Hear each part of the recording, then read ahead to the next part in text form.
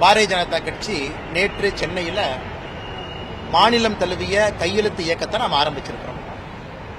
அது மிகப்பெரிய வரவேற்பு பெற்றிருக்கிறது. ஆன்லைன்ல மட்டும், வெப்சைட்ல மட்டும் 24 மணி நேரத்திற்குள்ள 1,00,000 பேர் டிஜிட்டல் சிக்னேச்சரா என்டோர்ஸ்மெண்ட் கொடுத்திருக்கிறாங்க. தமிழ்நாடு முழுவதுமே பட்டி தொட்டி எல்லாம் பாரதிய ஜனதா கட்சியினுடைய தலைவர்கள், தொண்டர்கள் எல்லா இடத்திலும் கையெழுத்து சேகரிக்கிறாங்க. எல்லோரும் ஒரே நோக்கத்தோடு, நம்பிக்கையோடு கையெழுத்து போடுறாங்க. என்னன்னா, அவர்களுடைய குழந்தையினுடைய எதிர்காலம் நன்றாக இருக்க வேண்டும் என்று. அந்த குழந்தைக்கு நல்ல ஒரு வாய்ப்பு கிடைக்கணும், சமக்கல்வி ஒரு உரிமையாக கிடைக்க வேண்டும் என்கின்ற ஒரு எதிர்பார்ப்போடு இன்று தமிழகம் முழுவதுமே அற்புதமாக இந்த கையெழுத்து இயக்கம் நடந்து கொண்டிருக்கிறது. சென்னையில் நம்முடைய முன்னாள் ஆளுநர், முன்னாள் தமிழக பாரதிய ஜனதா கட்சியினுடைய தலைவர் அக்கா தமிழிசை சவுந்தரராஜன் அவர்களிடம் காவல்துறை அவர்கள் நடந்து கொண்ட விதம் வன்மையாக கண்டிக்கத்தக்கது. ஏன் அப்படின்னாங்கன்னா, இவங்க பொதுமக்களை சந்தித்து வீதியில் ஒரு அரசியல் கட்சியினுடைய அடிப்படை கடமை, உரிமை, ஒரு டெமோக்ராட்டிக் பாலிடிக்ஸ்ல ஒரு அரசியல் கட்சி வீதிக்கு வந்துதான் மக்களை சந்திக்க முடியும். வீதிக்கு வந்து முதலமைச்சர் சொல்வது போல முதலமைச்சருடைய அறிக்கையை படிச்சீங்கன்னா கிளர்ச்சி, எல்லாம் சேர்ந்து மத்திய அரசுக்கு எதிராக போராடலாம், கிளர்ச்சி பண்ணலாம். இங்க யாருமே மாநில அரசுக்கு எதிராக போராடலையே, யாருமே கிளர்ச்சி பண்ணலையே.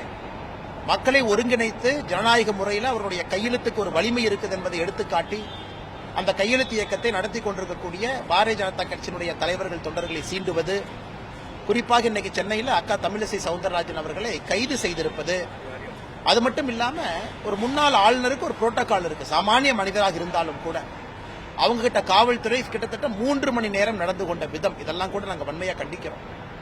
அதன் பிறகு காவல்துறைக்கே தெரியும், ஆட்சியில் இருப்பவர்கள் கொடுக்கக்கூடிய ஒரு இன்ஸ்ட்ரக்ஷன் என்பது அது தவறு என்பதை தெரிந்து 3 மணி நேரத்திற்கு பிறகு அவங்க பிரிவென்டிவ் டிடென்ஷன் சாயந்தரம் வரைக்கும் வச்சிருக்க பார்த்தாங்க.